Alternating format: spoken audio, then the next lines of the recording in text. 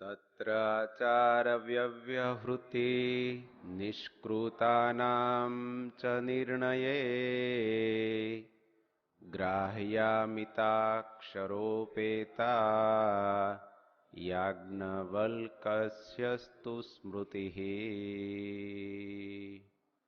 શ્રીજી મહારાજ શિક્ષાપત્રીના 97મા શ્લોકમાં આશ્રિતજનોને આજ્ઞા કરતા એવું કહે છે, અને તે 8 સત્શાસ્ત્રોમાંથી આચાર, વ્યવહાર અને પ્રાયશ્ચિત એ 3નો જે નિર્ણય કરવો તેને વિશે તો મિતાક્ષરા ટીકાએ યુક્ત એવી જે યાજ્ઞવલ્ક્ય ઋષિની સ્મૃતિ તેનું ગ્રહણ કરવું. આ શ્લોકની અંદર શ્રીજી મહારાજ આશ્રિતજનોની વિશેષ સુગમતા માટે અનેક શાસ્ત્રોમાંથી 8 સત્શાસ્ત્રોની પસંદગી કરી અને એમાં પણ વિષયની પસંદગી અને સ્પષ્ટતા મહારાજ કરે છે કે આ શાસ્ત્રમાંથી શું ગ્રહણ કરવું. દરેક શાસ્ત્રોના મત કંઈક અંશે જુદા જુદા જ્યારે દર્શાતા હોય ત્યારે કોઈ એક બાબતનો નિર્ણય કરવો હોય તો કોઈ એક ગ્રંથ, એક વિચાર, એક સિદ્ધાંતને કેન્દ્ર સ્થાને રાખવો જોઈએ કે આ જે પ્રમાણભૂત હોય. સર્વ આચાર્યો, સર્વ અવતારો, સર્વ સિદ્ધાંતો એમાં સમાવિષ્ટ થતા હોય. જીવાત્માના શ્રેય અને પ્રેયના કાર્યો એની અંદર સહજ રીતે સમાયેલા હોય. તો એની સ્પષ્ટતા કરતા મહારાજ એવું કહે છે કે 8 સત્શાસ્ત્રોમાંથી પણ આચાર, વ્યવહાર અને પ્રાયશ્ચિત એમના જે નિર્ણય કરવાના હોય તો કોના આધારે કરવા? આચાર કોને કહેવાય? નિત્ય નૈમિતિકાદિ સદાચાર સચ ઇતિ આચાર. નિત્ય નૈમિતિક જે સદાચારનું પાલન કરવાનું હોય એને આચાર કહેવાય. વ્યવહૃતિ એની વ્યાખ્યા કરતા શતાનંદ સ્વામી ભાષ્યમાં એવું કહે છે, ઋણાદાનાદિ વ્યવહાર પદમ સાચ. ઋણાદાન એટલે કે ઋણ કોઈનું લીધું હોય અથવા દીધું હોય, કરજની ચૂકવણી કે લેતી દેતી આદિ રૂપ જે વ્યવહાર, નિષ્કૃતમ ત્રીજો શબ્દ પ્રયોગ સ્વામીએ વાપર્યો છે, જ્ઞાતા જ્ઞાત કાયાદિક, જાણે અજાણે શરીરથી આદિક એટલે મન વગેરે ગણી લેવા. પાપ વિશોધનમ પ્રાયશ્ચિતમ સ, જાણે અજાણે શરીરથી અથવા તો મન વગેરે દ્વારા થયેલા પાપનો શુદ્ધિ માટે પ્રાયશ્ચિત કરવું એને નિષ્કૃતમ કીધું. આ 3નો જે નિર્ણય છે એ જુદા જુદા શાસ્ત્રોનો જ્યારે મત આવતો હોય ત્યારે એ સર્વ શાસ્ત્રોના સિદ્ધાંતોમાં યાજ્ઞવલ્ક્ય ઋષિની સ્મૃતિ છે, તે ધર્મ સંહિતા છે, તે અમને માન્ય છે. એટલા માટે યાજ્ઞવલ્ક્ય ઋષિની સ્મૃતિના નિર્ણયોને કેન્દ્ર સ્થાને રાખી માન્ય રાખવા. આ 3 બાબતમાં એમાં પણ મહારાજ વિશેષ સ્પષ્ટતા કરતા એવું કહે છે કે યાજ્ઞવલ્ક્ય ઋષિની સ્મૃતિમાં પણ અનેક પંડિતોએ એના ઉપર ભાષ્યો કર્યા હોય, વિવેચનો કર્યા હોય, ટીકાઓ લખી હોય, તો એમાં વિજ્ઞાનેશ્વરે કરેલી જે મિતાક્ષરા ટીકા તેનું અનુસરણ કરવું. સ્વામીએ સ્પષ્ટતા કરતા એવું લખ્યું કે મૂળ ગ્રંથનું અથવા તો મૂળ ગ્રંથ એટલે કે યાજ્ઞવલ્ક્ય ઋષિની સ્મૃતિ ઉપર બીજા કોઈ આચાર્યોએ કરેલી ટીકા હોય, ટીકા એટલે નિંદા નહીં, વિવેચન, અર્થ વિસ્તાર કોઈ બીજા આચાર્યોએ કરેલ હોય તો એનું ગ્રહણ ન કરવું, પણ વિજ્ઞાનેશ્વરે કરેલી જે મિતાક્ષરા ટીકા એ યાજ્ઞવલ્ક્ય ઋષિની સ્મૃતિ એના સિદ્ધાંતો આચાર વ્યવહાર અને પ્રાયશ્ચિતના નિર્ણયમાં માન્ય રાખવા. એથી પણ સ્પષ્ટ કરતા મહારાજ આગળ એવું કહે છે કે તેમાં પણ જે વાક્ય કે જે સિદ્ધાંત આપણા સંપ્રદાયને અનુસારે ન હોય તેને તજી દેવા. વિજ્ઞાનેશ્વરે જે ટીકા લખી મિતાક્ષરા, એ જો અમારા સંપ્રદાયના સિદ્ધાંતને અનુરૂપ ન હોય તો એ વાક્યનું ગ્રહણ એમાં ન કરવું.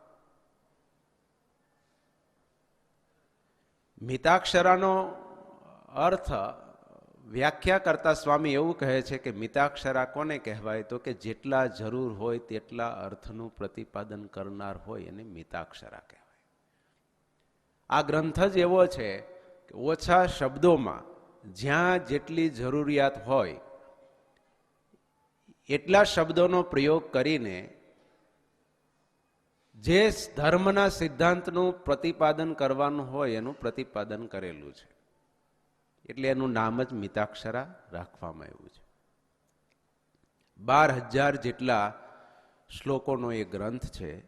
સમગ્ર ધર્મશાસ્ત્રના અર્થ એની અંદર સમાવિષ્ટ છે. યાજ્ઞવલ્ક્ય ઋષિની સ્મૃતિનો સાર શતાનંદ સ્વામીએ સત્સંગી જીવનના 5મા પ્રકરણની અંદર આલેખ્યો છે.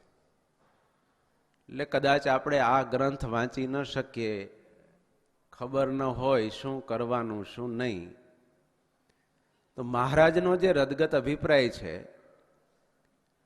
અને આ સ્મૃતિ ગ્રંથમાંથી જે સિદ્ધાંતો તારવીને આશ્રિત જનોને આપવા છે એ શતાનંદ સ્વામીએ કૃપા કરીને આ 5મા પ્રકરણમાં આપ્યા છે. અને એમાંય પાછું સંસ્કૃત ના આવડતું હોય તો હવે ગુજરાતી ઉપલબ્ધ છે. મુખ્ય જે કળિયુગના મનુષ્યોને અનુરૂપ જે કોઈ સદાચાર અને ધર્મના નિર્ણયો એ બધાય સત્સંગી જીવનના આ 5મા પ્રકરણમાં આપ્યા છે.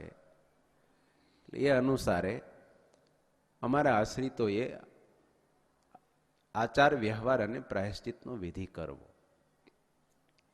ત્યાર પછી 98 અને 99માં શ્લોકમાં શ્રીજી મહારાજ આશ્રિત જનોને આજ્ઞા કરતા એવું કહે છે, શ્રીમદ ભાગવતશ્ચેષુ સ્કંધો દશમ પંચમો સર્વાધિકતયા જ્ઞેયો કૃષ્ણ મહાત્મય બુદ્ધયે.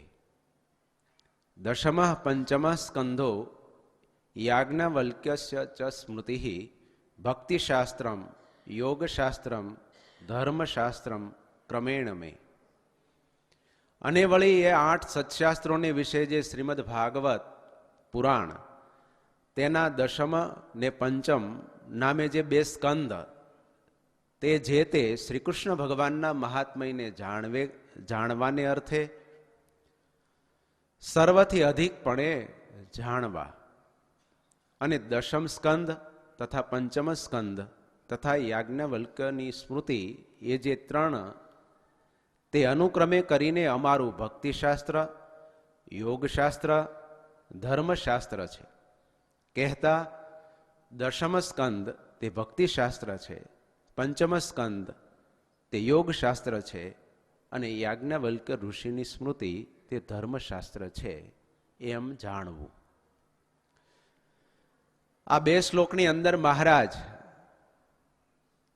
અન્ય જે શાસ્ત્રો છે એમાંથી આશ્રિત જનોએ શું ગ્રહણ કરવાનું છે, મુખ્ય કઈ બાબત કયા શાસ્ત્રમાંથી સ્વીકારવાની છે એની સ્પષ્ટતા કરે છે. દશમ સ્કંદ વિશે મહારાજ એવું કહે છે, દશમ સ્કંદે વૃંદાવનાદિષુ કૃપયા સ્થાવર તિર્યક જીવોદ્ધારાદિને ભગવત કર્મબંધન વિમોચન સમર્થત્વાદિતિ મહાત્મય પ્રદર્શિતમ. શ્રીમદ ભાગવતની અંદર 12 સ્કંદ છે, પણ એમાં દશમને શા માટે મહારાજ માન્ય ગણે છે તેનો હેતુ બતાવે છે કે આ દશમ સ્કંદની અંદર વૃંદાવનની અંદર વિહાર કરનારા વૃંદાવન વિહારી શ્રી કૃષ્ણ ભગવાનની કૃપા, કરુણા, જળ અને ચૈતન્યને જેનો ભગવાનનો સંબંધ થયો એ બધાયને કર્મ બંધનમાંથી મુક્તિ કરી એ રૂપ જે ભગવાનનું મહાત્મય એનું વિશેષ કરીને આ દશમ સ્કંધની અંદર દર્શન થાય છે, પ્રતિપાદન કરવામાં આવ્યું છે. એટલા માટે ભગવાનની મહાત્મય સહિત ભક્તિ, ભગવાનનો મહિમા સમજાવનારો આ ગ્રંથ છે, સ્કંધ છે. એટલા માટે એનો સ્વીકાર કરે છે. ભગવાનની અતિ કરુણા અને મહિમા દશમ સ્કંદની અંદર બતાવવામાં આવેલ છે. કારણ કે ભગવાનનો સંબંધ એવો છે કે એમના યોગમાં કોઈ આવે તો એ મય બની ગયા. શતાનંદ સ્વામીએ દશમ સ્કંદની અંદર જે ભગવાનના એવા મહિમાના ચરિત્રો છે, પ્રસંગો છે, વ્યાસજીએ જે શ્લોકો લખ્યા છે એની નોંધ કરી અને બતાવ્યું કે આ ભગવાન કેવા છે. મનુષ્ય નર નાટક ધારણ કરીને આવેલા એ પરમાત્માના સંબંધમાં, એના યોગમાં આવનારા અભણ અને અબુદ્ધ વ્રજવાસીઓ હતા, છતાં પણ એના જીવમાંથી જગત નીકળી ગયું. એ ભગવાનનો કેવો મોટો પ્રતાપ છે. કારણ કે ભગવાનનો સ્વભાવ જ એવો છે કે પોતાના ગુણધર્મો એના સંબંધમાં આવનારને પમાડે છે. અગ્નિના યોગે કરીને લોખંડ તે પોતાનો ધર્મ છોડીને અગ્નિનો ધર્મ સ્વીકારે છે કે નહીં? લુહાર હોય એ લોખંડને ભઠ્ઠીમાં નાખે ને તપાવે તો શું થાય? અગ્નિનો ધર્મ એ પોતે સ્વીકારી લે. એમ જીવ પ્રાણી માત્ર એ લોખંડ જેવા છે અને ભગવાન છે ને એ અગ્નિ સમાન છે. એના યોગમાં કોઈ આવે એટલે એના ગુણધર્મ એમાં આવે. ત્યારે ગોપીઓએ એવું કીધું કે અમે આ ભગવાનની સાથે સંસારના સંબંધીને જોડાયો હતી, પણ એ કૃષ્ણ ભગવાન કેવા છે તો કે હૃદયમાંથી કામના રૂપી રોગને નિવારી દીધો. ઋત રુજામ, હૃદયના રોગને નિવારે એ ભગવાન તત્વ બીજા કરતા કંઈક અનોખું છે. એટલા માટે ભગવાનના સંબંધની અંદર જે કોઈ આવ્યા એ દિવ્ય ભાવને પામી ગયા, નિર્ગુણ ભાવને પામી ગયા, નિર્દોષ થઈ ગયા. એ ભગવાનના સંબંધનો મહિમા અને ભગવાનની અતિ કરુણા એ આ સ્કંધની અંદર બતાવેલી છે. અલ્પ એવા પદાર્થ કે વસ્તુ કે પોતાની પાસે રહેલા સદગુણ કે શક્તિ એ ભગવાનને જ્યારે અર્પણ કરે છે ત્યારે અલ્પ જીવ છે એ પણ મહદ ફળનો ભાગી બને છે. કારણ કે સામે પાત્ર એવું છે. મહારાજે વચનામૃતમાં કીધું કે આ સંસારના સંબંધથી તો સ્ત્રીઓ પોતાના પરિણા ધણીમાં પ્રીતિ કરે જ છે, અને એ જ ભાવથી ગોપીઓએ શ્રી કૃષ્ણમાં પ્રીતિ કરી હતી. પ્રેમ કરવાના બીજા કોઈ પ્લાનિંગ કે માધ્યમો હતા નહીં. જે સ્ત્રીઓ સંસારમાં પુરુષ સાથે પ્રીતિ કરે છે એવા જ પ્રકારની પ્રીતિ ગોપીઓએ કૃષ્ણમાં કરી હતી. પણ ફેર ક્યાં પડી ગયો? સામે પાત્ર ભગવાન એવું પાત્ર હતું તો ગોપીઓના હૃદયમાંથી એ જગત નીકળી ગયું. પોતાના હૃદયનો અભિપ્રાય આપ્યો કે જ્યારથી આ શ્રી કૃષ્ણનો સંબંધ થયો ત્યારથી આ જગતના વિષયો બધા વિષ જેવા થઈ ગયા. પ્રેમ કરવાની રીતિ તો એક હતી, પણ પાત્ર બદલ્યું તો પરિણામ બદલ્યું. અલ્પ એવું શક્તિ હોય, હૃદયની ભાવના હોય, સદગુણ હોય, જ્યારે એ ભગવાનને અર્પણ કરે છે ત્યારે ભગવાન એવું સામે પાત્ર છે કે પદાર્થના સ્વરૂપને જોયા વિના સામે પોતાની પાસે જે ભગવાન પાસે જે દિવ્યતા છે એ સીધી જીવાત્માની અંદર આવે છે. આવો બધો મહિમા દશમ સ્કંદની અંદર વ્યાસજીએ આલેખો છે અને એનો સીધો મહારાજ સ્વીકાર કરે છે. શતાનંદ સ્વામીએ નોંધ કરી કોનો કોનો ભગવાન તમે કેવી રીતે ઉદ્ધાર કર્યો, કેવી તમારી કરુણા છે, તમારા સંબંધનો કેવો મહિમા છે. મથુરામાં જ્યારે શ્રી કૃષ્ણ ભગવાન પધાર્યા ગ્વાલ બાલ મિત્રોની સાથે, પ્રથમ વખત જ નગર દર્શનમાં પહેલી એન્ટ્રી થતી હતી. નંદ બાબાએ ઘણી ભલામણ કરી હતી કે આપણે કાંઈ જવું નથી. બાબા આવ્યા છે થોડીક વાર ફરી આવીએ ને. ના ના, તમે બધા એવા છો, તમે કંઈક નવું કર્યા વિનાના રહ્યો નહીં. ન્યા તો આપણે ગોકુળમાં હતા તો ઘરમાં કોઈની ચોરી કરી આવો તો એ ઘરના બધા સમજી લેતા હતા.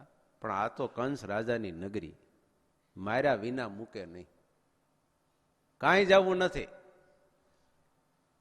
બાબા પણ સીધે સીધા જાહુ. અદબ વાળીને ઉભા તો બધા સામે, બગીચામાં ઉતારો હતો.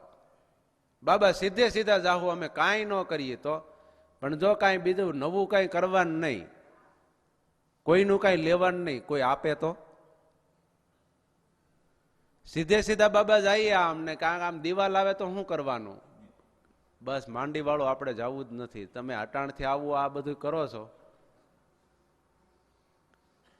નગર દર્શન માટે છેવટે ગયા, પણ જેલે ભલામણ કરી હતી કે તમને બધાને બહુ આનંદમાં આવી જાઓ ને ત્યારે તમે વૃંદાવન વિહારી લાલ કી જય બોલાવો છો. એટલે આ નગર જોઈને વળી તમે બધા ખુશ થઈ જાઓ ને આનંદના અતિરેકમાં ક્યાંક જય બોલાવો તો આ કંસની નગરી, અહીંયા તો કંસ મહારાજની જય બોલવી પડે. હવે નંદ બાબાએ ઘણા બધા ભલામણના પોટલા બાંધ્યા હતા, પણ જ્યાં નગરમાં પહેલી એન્ટ્રી પાડીને ત્યાં જ બધા ભવ્ય ઇમારતો એ રસ્તાઓ એ બધું જોઈને ગોવાળીઓ તો બધા રસ્તામાં નાચતા જાય ને આનંદમાં આવીને પહેલી જ એન્ટ્રીમાં જય બોલાવી, વૃંદાવન વિહારી લાલ કી જય. ત્યાં તો અટારીઓમાં, દુકાનોમાં, જ્યાં જ્યાં બજારોમાં બધા માણસો હતા એ બધા જોવા માટે આવી ગયા. કૃષ્ણ ભગવાન તો પહેલી વખત મથુરામાં પધારતા હતા, પણ દરરોજને માટે મહી વેચવા આવતી ગોપીઓએ ઘર ઘરે જઈને લોક હૃદયમાં કૃષ્ણની પ્રતિષ્ઠા કરેલી. અભણ ગોપીઓના હૃદયનો ભક્તિ ભાવ અને ભગવાન પ્રત્યેનો મહિમા કેવો હશે કે હજી તો કૃષ્ણનું આગમન થયું નથી. મથુરાની રાજગાદી ઉપર અને સિંહાસન ઉપર ભલે કંસની પ્રતિષ્ઠા હોય, પણ મથુરાવાસીઓના લોક હૃદય અને સિંહાસન ઉપર, હૃદય સિંહાસન ઉપર એ ગોપીઓએ કૃષ્ણની પ્રતિષ્ઠા કરવાનું કામ પ્રભુની પધરામણી પહેલા કરેલું હતું. જ્યારે પણ કોઈ વ્યક્તિના હૃદયમાં વિશુદ્ધ ભાવ જ્યારે ભગવાનનો પ્રગટે છે ને, ત્યારે એ વ્યક્તિને સાધન કે બીજી કોઈ વસ્તુની જરૂર પડતી નથી ભગવાનનું કામ કરવા માટે. આ ગોપીઓનું જીવન અને કાર્ય બતાવે છે. મારી પાસે આમ હોય તો હું ભગવાનનું કામ કરી શકું એવું નથી. ગોપીઓ પાસે શું હતું, અને છતાંય મથુરાના સિંહાસન ઉપર કંસ હોય, પણ લોક હૃદય સિંહાસન ઉપરની પ્રતિષ્ઠા કરવાનું કામ કોણે કર્યું? ગોપીઓએ કર્યું. બધા વધાવે દહીંથી, હળદરથી, ચોખાથી, ફૂલથી. નગર વચ્ચે બધા હાલ્યા જાય ને કપડા બધા દૂધ ને દહીં દહીં ભરાઈ ગયા. બધા મળ્યા કે કાના આ નગરમાં પેલા વેલા જઈને આ કપડા તો જો. ત્યાં સામેથી કંસ મામાનો ધોબી આવતો જ ધોઈને. આ જયનાથ થવા મળ્યા ને તો એ જાતો તો બીજે રસ્તેથી, પણ એને રસ્તો બદલાયો. કાળ કામ કરતો હશે ને. સામેથી માગ્યા, અમને ન આપો. અરે કે જાઓ જાઓ, મેલખાયા પહેરીને આવ્યા છો, પેલા વેલા આવ્યા લાગો આ નવા ગોવાળિયાઓ તમે નગરમાં. આ હું તો કંસ મામાનો ધોબી છું, તમારે એના પહેરવા હોય ત્યાં જન્મ લેવો પડે. લે, બલરામની સામે કૃષ્ણ ભગવાને જોયું કે આ ઓલો રામા અવતાર વખતનો ઈનો ઈ જ છે, આ મૂળ સુધર્યો નથી. અને એ વખતે ભગવાને એક લાત મારીને તો પોટલું પડ્યું નીચે એક બાજુ અને માથું ઉડીને એક બાજુ. ઓલા શેઠિયા વેપારી બધા જોતા હતા કે આ તો આ ક્રાંતિકારી ટોળું એવું લાગે છે. પોટલું છોડીને બધાને કીધું કે મળો પહેરવા. તો ઓલા બધા ગોવાળિયાઓ જે પહેરે ત્યાં એક પૈસામાં પગ નાખે, ત્યાં તો એકમાં બે નાખે તોય વધે. બાયુમાં હાથ નાખ્યા, કુર્તો ને પાયજામો જે પહેરે કાના આમાં કાંઈ મેળ પડતો નથી. નાળિયું ગળે આવી, બાંધવી ક્યાં આમાં? કે હાલો લઈ લો, જેની જે પેટર્ન પસંદગી હોય ને લઈ લો. તો આગળ આવ્યા ત્યાં ઓલો દરજી જોતો હતો તે જોઈ ગયો, દુકાન બંધ કરતો હતો. અમને આ થોડુંક ફિટિંગ કરજો, બધાયનું કરીએ, તમારું કેમ ન કરીએ. એને ખબર હતી કે આ સામે હજી જોયું જ છે આપણે. ફટોફટ ફિટિંગ કરીને પહેરાવ્યા બધાને. દરજીને કીધું કે ત્યાં અમારી સેવા કરીને 2001 પછી હરખા લેજે રૂપિયા તમ તાર સીવવાના, તારું હાલ્યા કરશે. પહેર્યા તો સરખા, પણ પછી પાછા આગળ ચાલતા થયા. ત્યાં સુદામ નામના એક માળી હતા, ફૂલ લઈને જતા હતા. કીધું કે આ કૃષ્ણ કપડા તો બરોબર, પણ હવે કંઠમાં હાર વગેરે બરોબર શોભીએ નહીં. ઓલાને કીધું કે બધાને પહેરાવું, તમને કેમ ન પહેરાવું. મળ્યા રસ્તા ક્લિયર થવા બધા.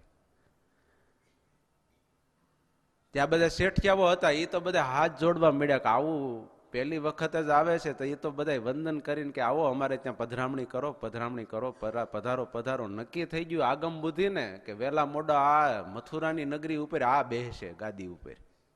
અટાણથી સંબંધ જાળવો હોય તો લાયસન્સ લેવા, પરમિશનો લેવી, આ તે બધું. ભગવાનની પધરામણી કરી, ત્યાંથી આગળ ચાલ્યા. બધા બાલ મિત્રોએ કીધું કે કાના કપડા સારા, કંઠમાં માળા, પણ હવે કપાળ કોરા છે ને ત્યાં સુધી જામે નહીં. હાલો આગળ ચાલીએ. અને એ વખતે કૃષ્ણ ભગવાન બાલ મિત્રોની સાથે મથુરાના માર્ગ ઉપર આગળ ચાલતા જાય છે. ત્યાં જ કુબજા આવે છે. ત્રિવક્રા હતી, 3 અંગે વાકી, કંસની દાસી હતી. કેસર અને ચંદન તૈયાર કરી કોમળ ઘસી કૃષ્ણને દરરોજને માટે અર્પણ કરતી, એટલે કંસને અર્પણ કરતી. અને એ અતિ પ્રિય હતું એને. કુબજાનું ઘસેલું ચંદન જ કંસ એ ઉપયોગ કરતો. પણ આ જૈના જ સાંભળ્યો એટલે બરોબર જ્યાં ચોક હતો ત્યાં નીકળી અને એમાં ભેળી થઈ, ઊભી રહી ગઈ. જોયું કે આ બધું શું છે. કૃષ્ણ ભગવાનને એને આમાં જવું હતું, કુબજાને આવવાનું, નાકા મેળ થઈ ગયો બરોબર. ભગવાને કીધું કે લે કુબજા તું ક્યાં જાય છે. કંસને ચંદન આપવા, મારું બહુ એમને પ્રિય છે ચંદન, એમની હું દાસી છું.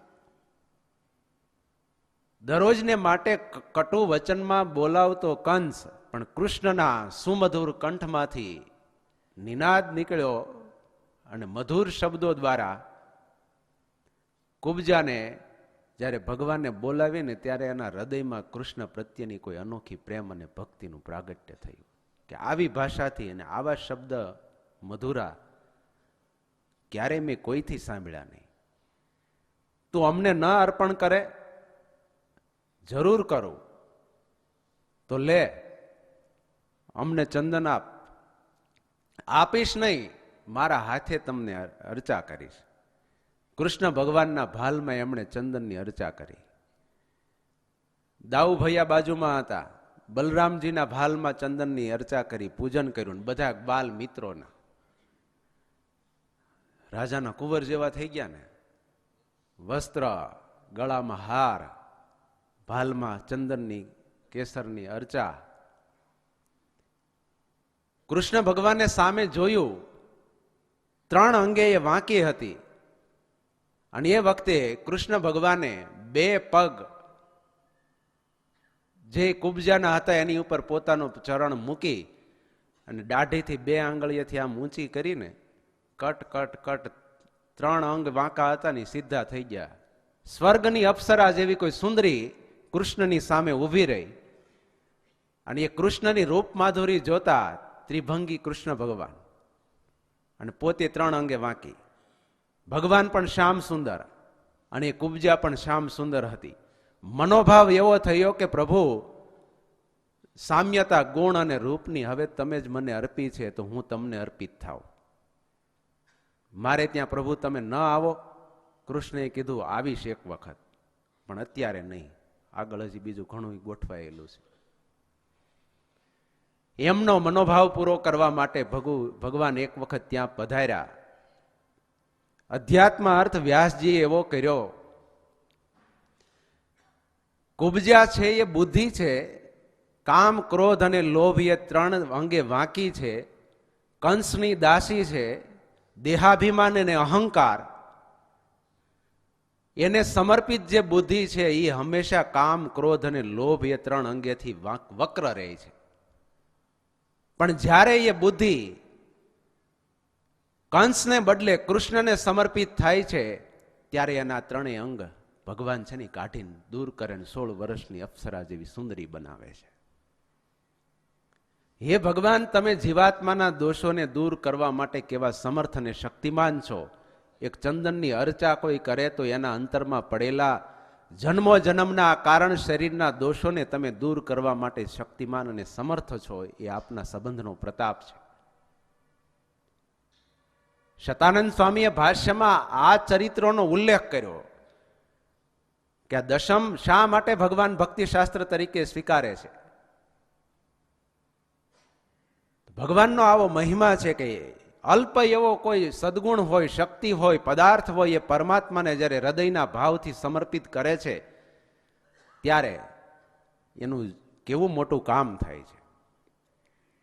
કુબજાને મેળ પડી ગયો, નાકા મેળ થઈ ગયો. એમ બગાસું આવ્યું ને બરોબર સાકરનો ગાંગડો, દરરોજને માટે જાતી હતી તો ક્યાં કંસને અર્પણ કરવા, પણ આજે કૃષ્ણ મળી ગયા અને એમને એને સમર્પણ કર્યું તો એનું પરિણામ જોવો. ત્યારે ભગવાન આ અવની ઉપર અવતાર ધારણ કરીને આવ્યા અને એમાં બરોબર આપણને આ મનુષ્યનો જન્મ મળ્યો. પુરાણી પ્રેમ પ્રકાશ સ્વામી કહેતા, પાતાળની ડેડકી ઉનાળામાં અતિ તાપથી અકળાય ને ઉપર આવી અને એમાં બરોબર ચોમાસાની શરૂઆત અને વરસાદ વરસ્યો એટલે ડેડકી બોલવા મળી. તકે તક, તકે તક, તકે તક. 300 વર્ષ પહેલા આપણને મનુષ્યનો જન્મ મળ્યો હોત તો થોડું વહેલું થઈ જાત. કેમ? અને હજી માનો કે 200 વર્ષ પછી આવ્યો હોત તો કેવું હોય, શું હોય, સામાજિક બધી સ્થિતિઓ. તકે તક પુરાણી સ્વામી એવું કહેતા. એમ સ્વામિનારાયણ ભગવાનનું અવતરણ થયું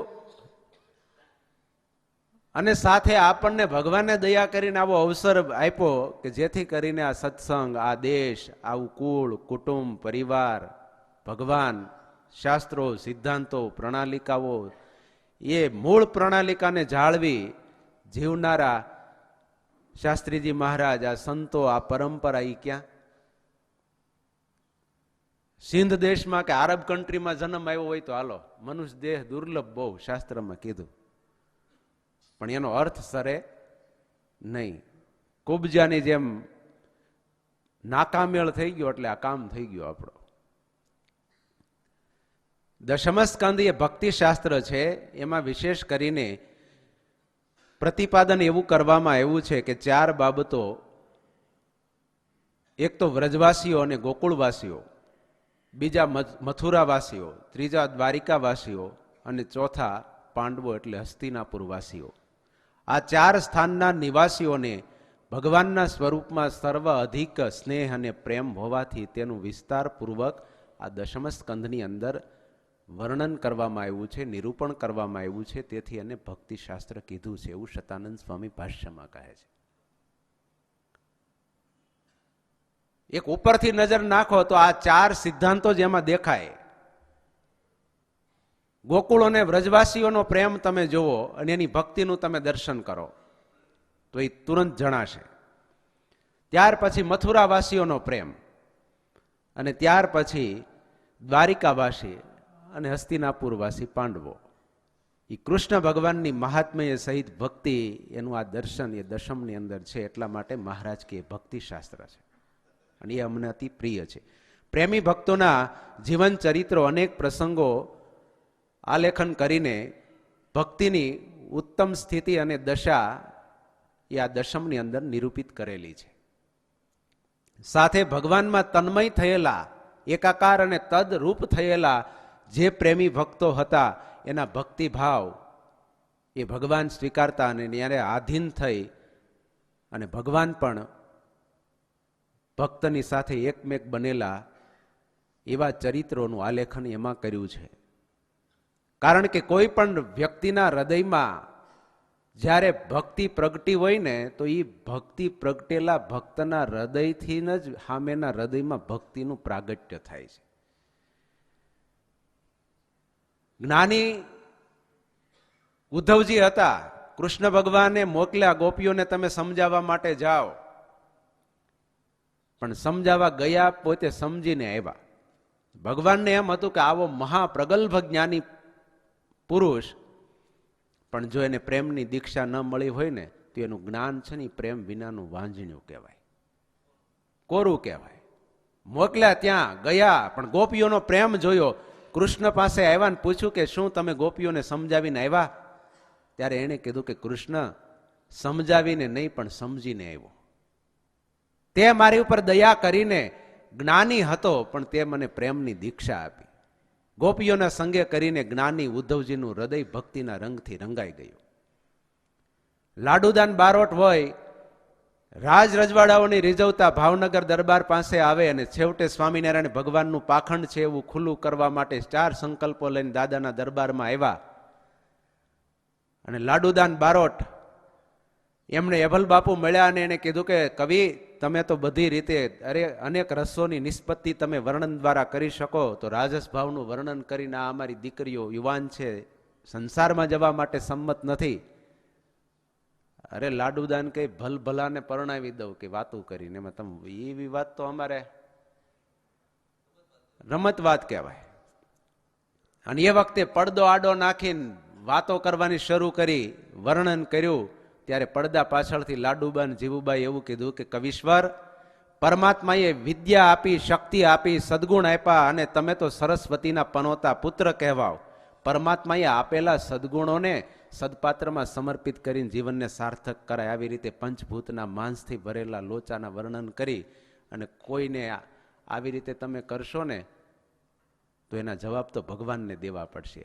એનામાં હું બીજું સારી વસ્તુ ભરી છે તમે એનું વર્ણન કર્યું? આ તો ચામડું મીઠું છે. એને જો ઉલટાવ્યો ને તો કાગડા ઉડાડનારા જોઈ. અંદર કઈ વસ્તુ સારી છે અને તમે એનું આ 2 કલાક 3 કલાક વર્ણન કર્યું, એની કરતા સર્વેશ્વર ભગવાન એના ગુણ ગાયા હોત તો તમારી વિદ્યાની શક્તિ સાર્થક થઈ જાય. હૃદયમાં એ મહિલાઓનો પ્રેમ અને ભક્તિ હતી, તો લાડુદાનના હૃદયમાં એ ભક્તિનું પ્રાગટ્ય થયું, એનું હૃદય રંગાઈ ગયું. શ્રીરંગ દાસ નામ પાડ્યું મારે દીક્ષા પાપીને. લક્ષ્મીજીનું સ્વરૂપ હતા ને, અને એના શબ્દોથી લાડુદાનનું હૃદય રંગાઈ ગયું. જ્ઞાની હતા, પિંગલ શાસ્ત્રનો અભ્યાસ તો ભુજની પાઠશાળામાં કર્યો હતો. કવિત્વ શક્તિ એટલી હતી, વિદવત્તા, વેદાંત, ઉપનિષદો બધા શાસ્ત્રોને અપારંગત હતા. પણ લાડુબા અને જીવુબાના શબ્દો લાગ્યા અને એનું હૃદય રંગાઈ ગયું. ભક્તિ હંમેશા ભક્તિથી જ પ્રગટે છે. પ્રેમના નીપજે દેશ વિદેશે, પ્રેમના હાટે વેચાય રે. પ્રેમીના પાસંગમાં જે જન આવે તે જન પ્રેમી કાવે. સામેના હૃદયમાં એ પ્રેમ હોય ત્યારે જ સામે પ્રેમ પ્રગટે છે. એટલે કીધું શતાનંદ સ્વામીએ કે ભક્તિથી ભક્તિનું પ્રાગટ્ય થાય છે. એટલા માટે ભક્તિના પ્રાગટ્ય માટે અમે આ દશમનો સ્વીકાર કરીએ છીએ. અદ્ભુતાનંદ સ્વામી ફરતા બોટાદ ગામની અંદર આવ્યા, દાહા ખાચરના દરબારગઢમાં ઉતર્યા. એમના ભાઈ હમીર ખાચર હતા. મહારાજ પ્રત્યે સદભાવના ખરી, પણ ભગવાનનો ભાવ નહીં. ગઢપુર જઈને તો સભામાં આવ્યો હોય તો આમ છેલ્લે ઉભા રહીને આમ વંદન હાથ જોડે.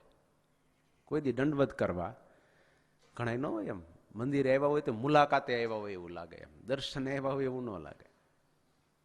આવીને બેસે. ફરતા ફરતા અદ્ભુતાનંદ સ્વામી ત્યાં બોટાદમાં એમના દરબારગઢની અંદર ઉતર્યા. સવારે પૂજા કરતા હતા. મહારાજની આજ્ઞા હતી કે અમારા આદેશ સિવાય કોઈએ દર્શને આવવું નહીં. પૂજા કરીને મહારાજના એક ખેસનો પ્રસાદીનો ટુકડો, વસ્ત્ર પૂજા કરી અને આંખે અડાડી મસ્તક ઉપર ચડાવે, હાથીએ છાતીએ છાપે.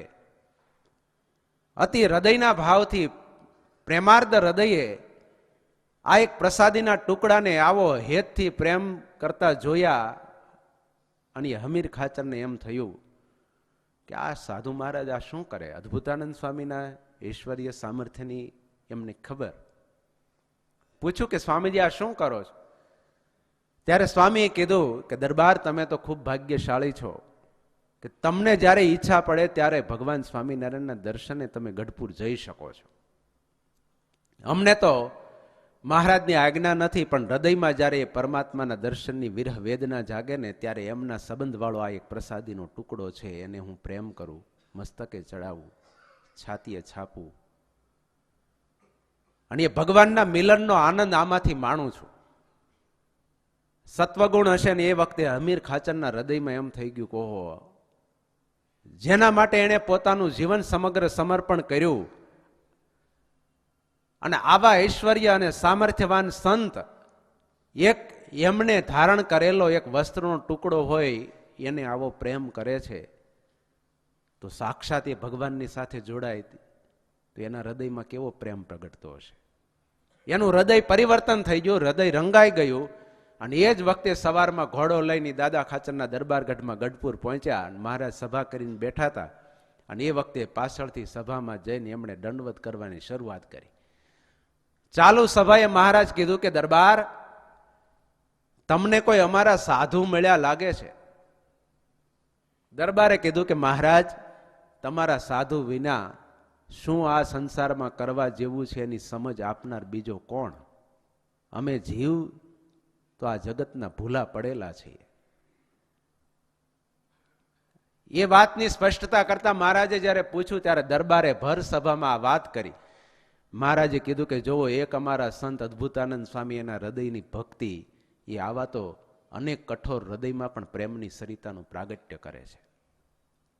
પ્રેમના નીપજે દેશ વિદેશે, પ્રેમના હાટે વેચાય રે, પ્રેમીના પાસંગમાં જે જન આવે તે જન પ્રેમિકા આવે.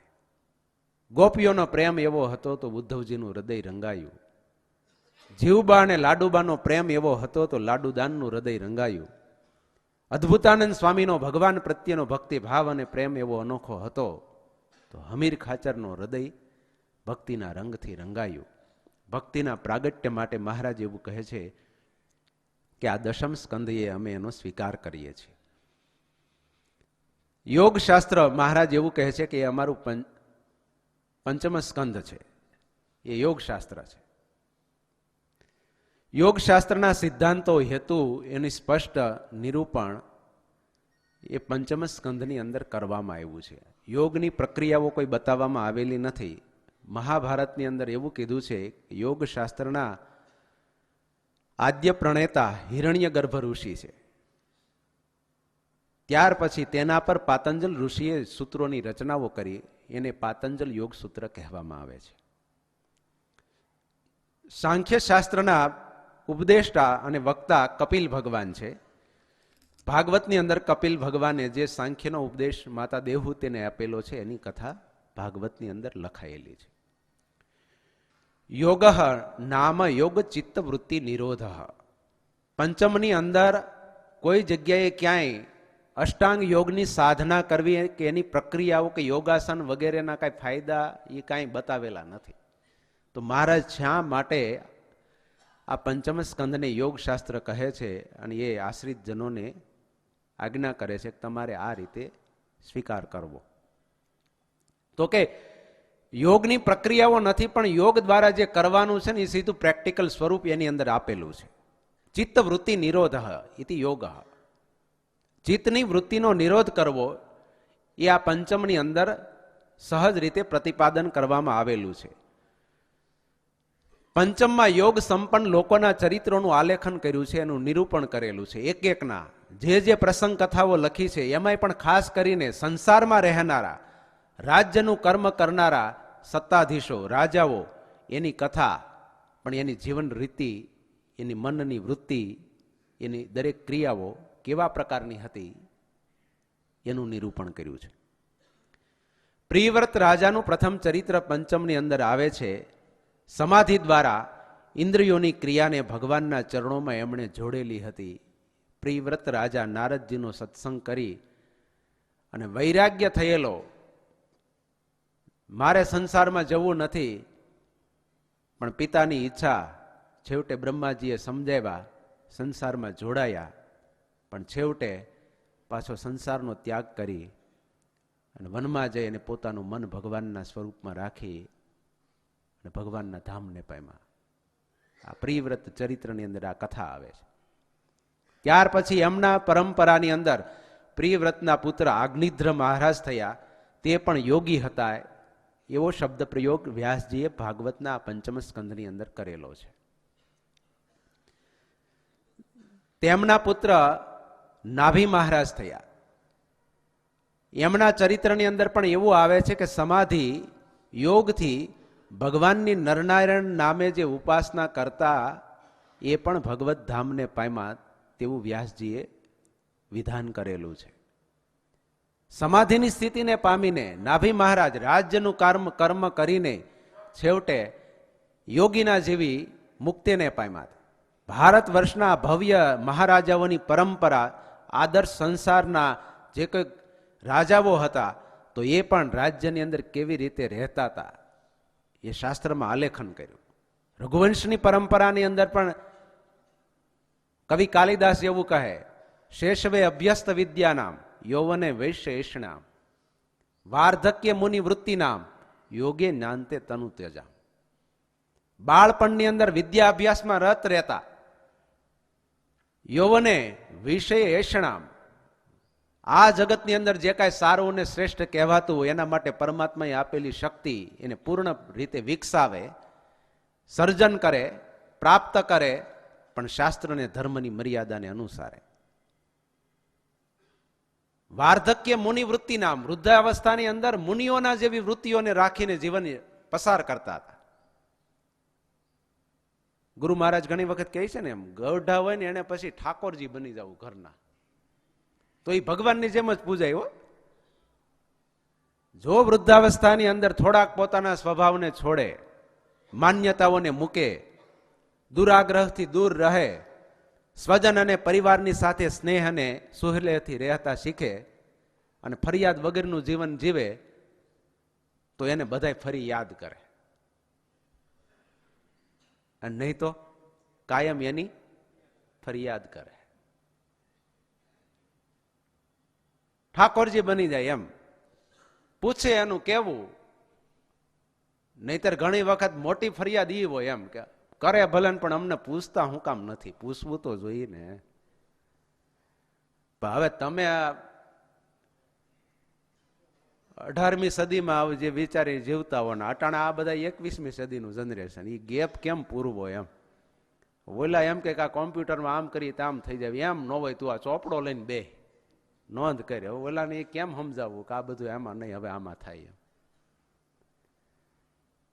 યોગે ને અંતે તનુ તજામ, અંતે જયારે આ શરીરનો ત્યાગ કરતા ને ત્યારે પણ યોગીઓને જેમ પોતે ઇન્દ્રિયો અને મનને સંકેલી ભગવાનમાં રાખી અને આ શરીરનો ત્યાગ કરતા હતા. એટલા માટે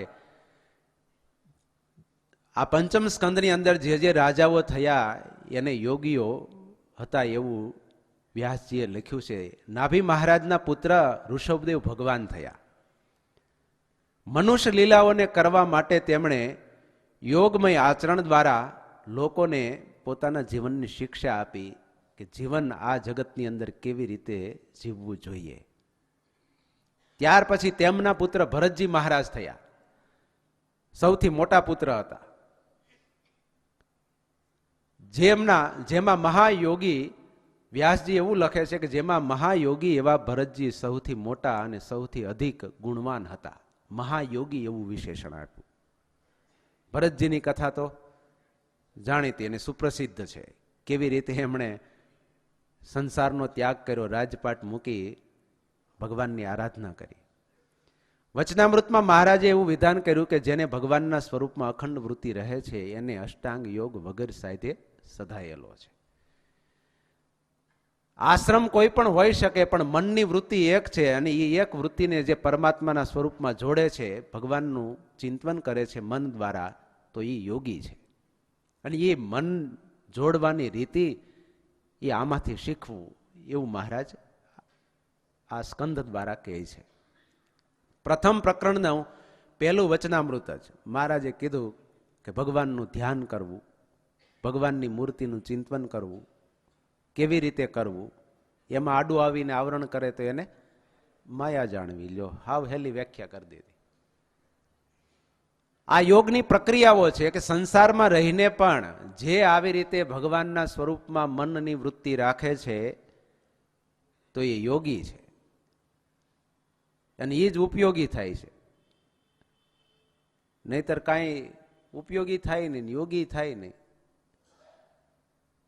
ભગવાનના ભક્ત હોય તો એમણે પોતે સંસારમાં રહેતા પણ આવી રીતે અભ્યાસ કરવો. અંતે યા મતિ સા ગતિ, અંતે જેવી મતિ હોય એવી ગતિ થાય એમ નહીં. સાહેબ વ્યુત્પત્તિ શાસ્ત્ર, અંતે યા મતિ સા ગતિ એવું એની વ્યુત્પત્તિ નથી, પણ યા મતિ સા અંતે ગતિ. જેવી તમારી વર્તમાન સમયે મતિ છે એવી તમારી અંતે ગતિ થશે. કારણ કે જિંદગી પર્યંત જેણે જેનો અભ્યાસ કર્યો હોય ને એવું એ છેલ્લે આવે. ગુરુ મહારાજ ઘણી વખત કહે છે ને કે પડી ટેવમાં વૃદ્ધાવસ્થા જાય. એમ યુવાનીમાં ઓટલા તોડ્યા હોય અને ગંજી પતાજ નકર હાક્યા હોય તો પછી વૃદ્ધાવસ્થામાં શું એને યાદ આવે અને શું એ કરે? જિંદગી પર્યંત આ પ્રેક્ટિસ કરી હોય ત્યારે અંત સમયે એ થઈ શકે. 26મી જાન્યુઆરી કે 15મી ઓગસ્ટનો પ્રોગ્રામ ખાલી 5 મિનિટનો હોય ને તો દિલ્હી રાજધાનીની અંદર સલામી આમ દો કરવાની હોય તો એની સલામી હરખી આપવા માટે 3 મહિના અગાઉ એની પ્રેક્ટિસ કરતા હોય. ત્યારે 5 મિનિટનો 3 મિનિટનો પ્રોગ્રામ બરોબર સલામી હરખી દેવાય એમ રિહર્સલ કરે ને. તો આ અત્યારે આપણે જે કરીએ છીએ બધું શું છે? ઘણા કે આ 3 કલાક કથા હાલતી હોય તો ભાઈ ગોઠણ રહી જાય, પ્રેક્ટિસ નથી એમ. તો ભાઈ અહીંયા કરો ત્યાં તો પછી એ જ કરવાનું છે. ઘણા એમ કે આપણને સેવામાં બહુ ફાવે નહીં. તો અક્ષરધામમાં છે એ શું છે? મહારાજ કે અમે મુક્તિ કેને માની છે? સેવા મુક્તિ જ ગમ્યતા એમ. તો અહીંયા આ બધી પ્રેક્ટિસ કરી હોય ત્યાં કામમાં આવે એમ. મહારાજ કે બ્રહ્માનંદ સ્વામી પ્રેમાનંદ સ્વામીના કીર્તનો ત્યાં બોલાય છે એમ. તો અહીંયા થોડા ક્યાંક પાકા કરીને તૈયાર કર્યા હોય ને બોલતા હોય તો પછી ત્યાં હારો હાર ક્યાંક સુર તો પુરાવા થાય. રે લોલમાં ઘણા ન સડી જતા હોય નીમ ચેષ્ટામાં, લોલે લોલમાં ક્યાંક તો હાલતું થાય પણ કોઈ દી બોલ્યા જ ન હોય ખબર જ ન હોય તો બધાને એમ થાય કે શું ઉપડ્યું છે આ, આનો શેડો જ આવતો નથી. હવે તો એક પછી એક ને એક પછી એક હાલ્યા જ કરે છે એમ. અહીંયા જે આ બધું છે ને, કોઈ પણ આપણે જો સ્ટેજ પ્રોગ્રામ કાર્યક્રમ ચાલતા હોય તો એમાં શું હોય? પહેલા એમણે એ બધું રિહર્સલ કરી પ્રેક્ટિકલ બધું કર્યું હોય ત્યાર પછી એ સ્ટેજ પ્રોગ્રામ બરોબર જામે એમ.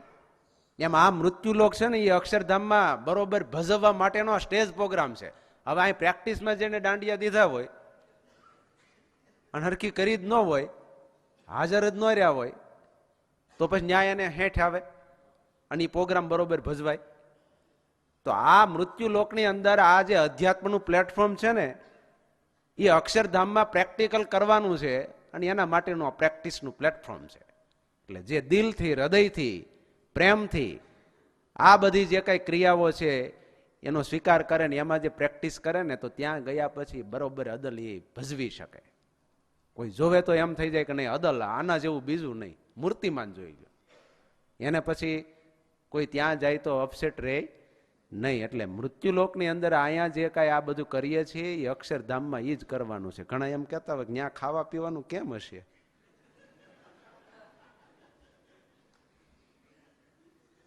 અડદિયા ને આઈસ્ક્રીમ ને બધું હશે કેમ હશે? હાલો બેઠા બેઠા ચિંતા એ કરતા હોય એમ. એ તો ત્યાં જઈશું ત્યારે જોશું. હવે બીજું શું કેવું, કેટલી ફ્લેવર હોય ને એટલે શું આવે તમારે જુદી જુદી ફ્લેવરો બધી હોય. કોકો કોલા હશે કે નહીં? અટાણે તો આ બધાને ઝંખના એની છે કે આની જે ફેસિલિટી છે એ ત્યાં હશે કે નહીં. ભાઈ આ તો ન્યાય શાસ્ત્રમાં એવું લખ્યું છે કે ભગવાનના ધામના સુખની આગળ તો સ્વર્ગના સુખે કેવા છે? કોણ કહે છે? સ્વામિનારાયણ ભગવાન કહે છે. સ્વર્ગના સુખે એવા છે. પણ હવે કુવાનો ડેટકો હોય એને મહાસાગરની અંદર જે મહાનતા પડેલી છે એના માપ કેમ કાઢી શકે? એટલે એ આ દ્રષ્ટિથી જ માપે એમ. સ્વર્ગાદિક દેવતાઓ પણ એમ કહે છે કે હે ભગવાન, અમારી ઉપર તમે રાજી થયા હોય તમને એ આપો, તો અમારે આ કાંઈ જોતું નથી. પણ એ મહાસુખમાં જેની દ્રષ્ટિ પહોંચે તો મહારાજ એવું કીધું કે એને આ જગતના પંચ વિષય છે એ તુચ્છ જેવા થઈ જાય. માણસની બુદ્ધિ કે વિચારની કલ્પનામાં આ લોકના ખાલી વિષયો છે, સુખ અને સામાન્ય કહેવાતી નાશવંત એવી સમૃદ્ધિઓ છે, એટલે એની તુલના કરે ને એવી અપેક્ષા ત્યાં રાખે છે કે આવું મને મળશે કે નહીં, આવું ત્યાં હશે કે નહીં, તો અત્યારે થોડીક મહેનત કરીએ એમ. પંચમની અંદર ભગવાનના સ્વરૂપમાં પોતાના મનની વૃત્તિ રાખવાના બધા વિધાનો કરેલા છે. એમાં ખાસ કરીને યોગ માર્ગ, હા, તો બે માર્ગ છે, એક હઠ યોગ અને બીજો રાજયોગ. એમાં ખાસ કરીને પ્રાણના નિરોધ દ્વારા ચિત્તનો નિરોધ કરવો એ અતિ જટિલ સાધન છે, પરંતુ યમ નિયમ વગેરે જે બધા અષ્ટાંગ યોગ કીધા એ અત્યારના કળયુગના લોકો કોઈ સહજ રીતે કરી ન શકે. પણ સ્વામિનારાયણ ભગવાને કૃપા કરીને રાજયોગને વિશેષ કરીને સંમતિ આપી ચિત્તના નિરોધ દ્વારા પ્રાણનો નિરોધ કરવો એ સહજ રીતે સુગમ છે, સર્વ સુલભ છે, દરેક વ્યક્તિ એવું કરી શકે. કઈ રીતે? તો કે ભગવાનનું ધ્યાન કરવું, ભજન કરવું, સ્મરણ કરવું, ભગવાનનું સેવા કરવી, પૂજન કરવું વગેરે દ્વારા ચિત્તને ભગવાનની મૂર્તિમાં જોડવું, ભગવાનનો સંબંધ કેળવવો, અથવા તો ભગવાનના સંબંધવાળી જે સેવા પ્રવૃત્તિઓ એના માધ્યમથી પોતાના ઇન્દ્રિયો અંતઃકરણની અંદર પરમાત્માની મૂર્તિમાં પ્રીતિ કરવી, એનું ચિંતન કરવું. અને જે ભગવાનની આવી રીતે બાહ્ય સેવા પરિચર્યા કરે છે, ભગવાનને અર્થે ઘસાય છે, તો એને ભગવાનમાં વિશેષ પ્રીતિ પ્રગટે છે. એને સ્વામિનારાયણ ભગવાને રાજયોગ કીધો, એને ભગવાનને નિવૃત્તિ કીધી કે આવી રીતે જે ભગવાન કે ભગવાનના સંતને અર્થે પ્રવૃત્તિ કરવી એને અમે નિવૃત્તિ માનીએ છીએ. નિવૃત્તિની ડેફિનેશન અલગ કરી નાખી કે એ પ્રવૃત્તિ નથી. પ્રવૃત્તિ એ વ્યક્તિને બંધનનું કારણ બને છે, પણ ભગવાન અને ભગવાનના ભક્ત કે સંતને અર્થે કરેલી પ્રવૃત્તિ એ જીવાત્માના બંધનને કાપનારી બને છે, માયાના મૂળને ઉખેડનારી છે, દોષોને હૃદયમાંથી ટાળનારી છે. ત્યારે મહારાજે આ રાજયોગને પ્રશસ્ત ગણ્યો, એટલે અષ્ટાંગ યોગ વગર સાધે મહારાજ કે સધાઈ ગયો. જેને આવી રીતે ભગવાનનો સંબંધ છે અને ભગવાનના સંબંધવાળી ક્રિયા પ્રવૃત્તિ જે કોઈ કરે છે તો એ આનું શ્રેષ્ઠ પરિણામ છે. આવી રીતે ભગવાનના સંબંધવાળા જે કાંઈ ક્રિયા પ્રવૃત્તિઓ હોય, મહારાજે તો આખા દિવસની રીતિ જેવી બતાવી કે પૂજા, માનસી પૂજા, સવારથી માંડીને સાંજ સુધી જે કાંઈ ઘરના કામકાજ કરતા હોય, રસોઈ બનાવતા હોય, તેમાં વચ્ચે વચ્ચે ભગવાનનો સંબંધ જોડી દેવો તો એક યોગની સાધના છે. અને એ આ પંચમ દ્વારા મહારાજ એવું કહેવા માગે છે કે એમણે આવી રીતે વિશેષ કરીને ભગવાનનો સંબંધ જોડવો. અને આવી રીતે ભગવાનનો કર્મની અંદર સંબંધ જોડવો ને એને યોગ કીધો છે ને એ કુશળતા છે. ગીતામાં કૃષ્ણ ભગવાને કીધું યોગ કર્મશુ કૌશલમ.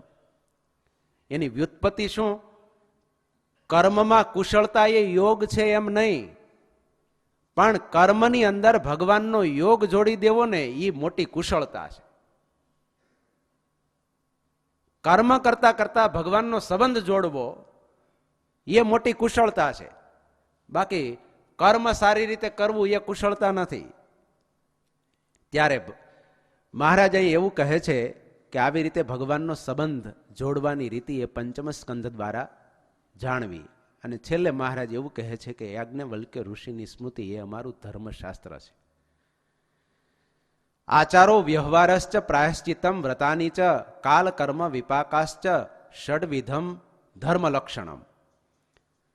આ 6 પ્રકારના ધર્મના લક્ષણો છે અને એ યાજ્ઞવલ્ક્ય ઋષિની સ્મૃતિમાં પ્રતિપાદન કરવામાં આવ્યું છે. કયા 6 પ્રકાર? તો કે સામાજિક સદાચારો, બીજું લેવડ દેવડના વ્યવહારો, ત્રીજું જાણે અજાણે થતી ભૂલોના નિવારણ માટે જે પ્રાયશ્ચિતો, ચોથું વ્રત કરવાના વિધિઓ, પાંચમું કાળ એટલે આ જે કાંઈ વ્રત વગેરે કે પ્રાયશ્ચિત કરવાના હોય એના સમય એ ક્યારે કરવું તે એની રીત, અને છઠ્ઠું કર્મ વિપાક એટલે કેવું કર્મ કેવું કરે તો એનું ફળ કયા પ્રકારનું મળે. આ 6 પ્રકારના વિધાનો એ ધર્મના મૂળ સ્વરૂપ છે અને એ યાજ્ઞવલ્ક્ય ઋષિની સ્મૃતિમાં તેઓએ એનું વિશેષ કરીને વિશદ વિવેચન કરી અને પ્રતિપાદન અને અર્થ વિસ્તાર કરેલો છે. એટલા માટે મહારાજે એવું કીધું કે આ સ્મૃતિ એ અતિ ઇષ્ટ છે, અમને અતિ પ્રિય છે. સમયોચિત વ્યક્તિની ક્ષમતા, દરેકની એક સ્થિતિ, સમય એમને ધ્યાનમાં રાખીને આ બધા વિધાનો યાજ્ઞવલ્ક્ય ઋષિએ લખ્યા છે. એટલા માટે એ અમને અતિ ઇષ્ટ છે. અને ધર્મનો નિર્ણય કોઈ પણ લેવાનો હોય, જાણવાનો હોય તો એ આ સ્મૃતિના અનુસંધાને સ્વીકારવું. યોગ્ય રીતે એનું નિરૂપણ એમાં કરવામાં આવ્યું છે. આ 6 લક્ષણો જે કોઈ વ્યક્તિના જીવનમાં આવે છે તેનું વ્યક્તિનું જીવન સુખી બને છે. અને ઋષિએ પણ આ ધર્મમય જીવન બનાવવા માટે, એ સિદ્ધાંતોની જાળવણી માટે સુંદર રીતે ધર્મોનું નિરૂપણ આ સ્મૃતિમાં કરેલું છે. સ્વામિનારાયણ સંપ્રદાયની દ્રષ્ટિએ સત્સંગી જીવનની અંદર શિક્ષાપત્રી, આ 2 ગ્રંથની અંદર બતાવેલા જે ધર્મો છે એ બધાય આ સ્મૃતિની અંદર આવી જાય છે. એટલે કદાચ આપણે ઓલા ગ્રંથો ન વાંચીએ, કીધું એમ, પણ યાજ્ઞવલ્ક્ય ઋષિની સ્મૃતિના જે કોઈ રહસ્યો છે, સિદ્ધાંતો છે ધર્મના, તો એ શિક્ષાપત્રી અને સત્સંગી જીવન, જુદા જુદા પ્રકરણોમાં જ્યાં જ્યાં ધર્મનું નિરૂપણ કરેલું છે, તો એ તમામ આ ગ્રંથનો સાર એ સંતોએ સત્સંગી જીવનની અંદર આપેલો છે અને મહારાજે શિક્ષાપત્રીની અંદર એનું નિરૂપણ કરેલું છે. એટલે આ ધર્મનો જે નિર્ણય કરવાનો હોય કે પાલન કરવાનું હોય તો એ આ ગ્રંથને અનુસરે તો સહજ રીતે આ સ્મૃતિ ગ્રંથની અંદર જે કીધા છે એ બધા ધર્મો એની અંદર આવી જાય છે. સહજાનંદ સ્વામી મહારાજની જય.